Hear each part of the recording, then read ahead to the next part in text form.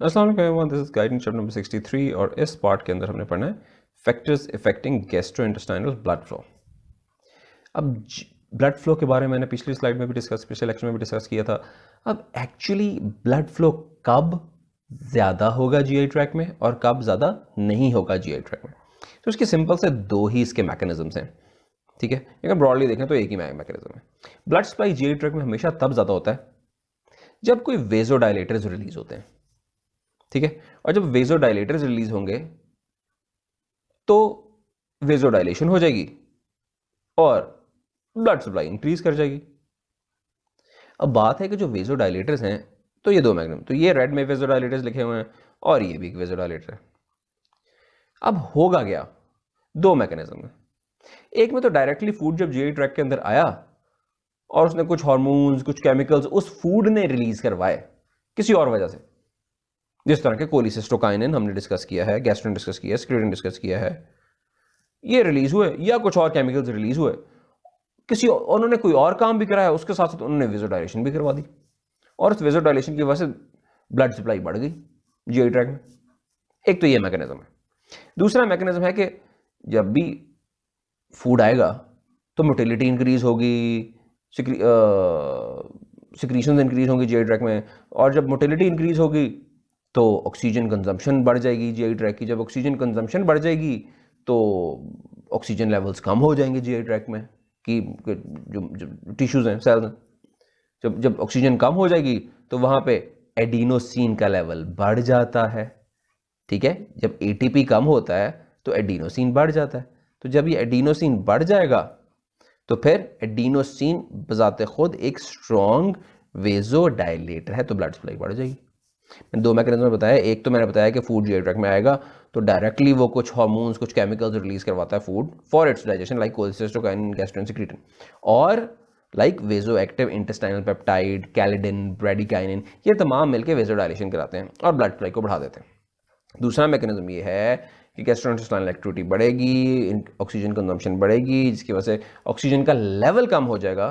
जब ऑक्सीजन का लेवल कम होता है यानी कि एटीपी सारे यूज हो जाते हैं, जब एटीपी एडिनोसिन ट्राइफॉस्फेट टूटता है तो पीछे क्या रह जाता है, एडिनोसिन रह जाता है ना पीछे। वो जो एडिनोसिन पीछे रह गया है, वो adenosine itself acts as a very powerful vasodilator और उस वेजोडाइलेशन से ब्लड सप्लाई को इंक्रीज कर देगा। तो ये सिंपल मैकेनिज्म है जी of controlling blood flow of gastrointestinal tract. अच्छा, इसके साथ अब हम ये भी डिस्कस कर लेते हैं कि what is the nervous control of gastrointestinal blood flow.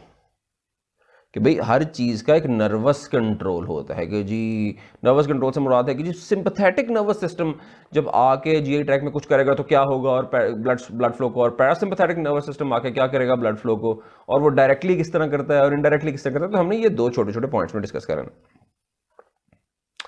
अब सिंपल सी कहानी कि पैरासिम्पैथेटिक स्टिमुलेशन जो है ना,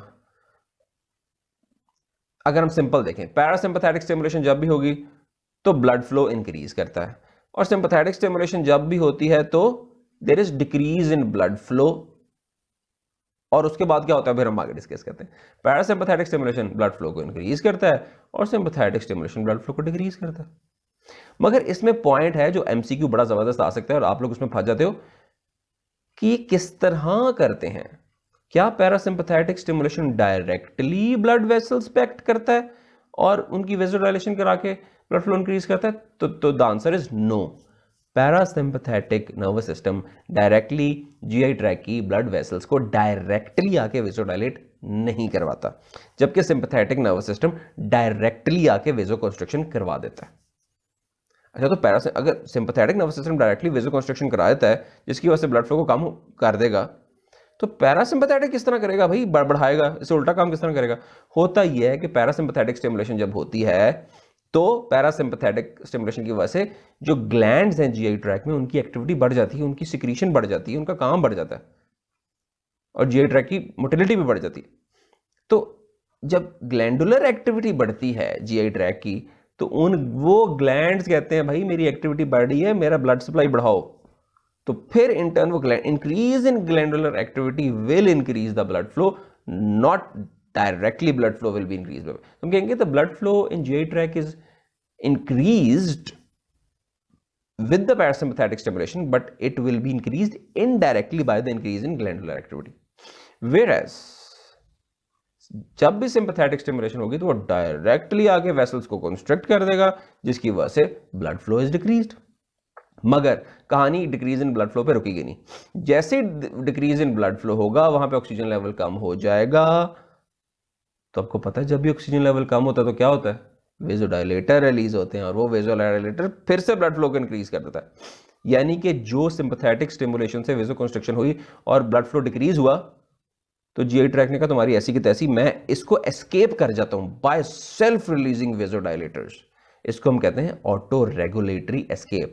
ऑटो का मतलब होता है खुद ही, यानी कि जीआई ट्रैक्ट ने खुद ही से अपनी ब्लड सप्लाई को रेगुलेट कर लिया है by escaping the effect of vasoconstrictive and decrease blood flow effect of sympathetic nervous system, sympathetic stimulation. इसे कहते हैं ऑटो रेगुलेटरी एस्केप। तो लाइफ में ऑटो रेगुलेटरी एस्केप बड़ा जरूरी है बहुत सी चीजों से। ठीक है, by this we have ended this part. See you in next lecture.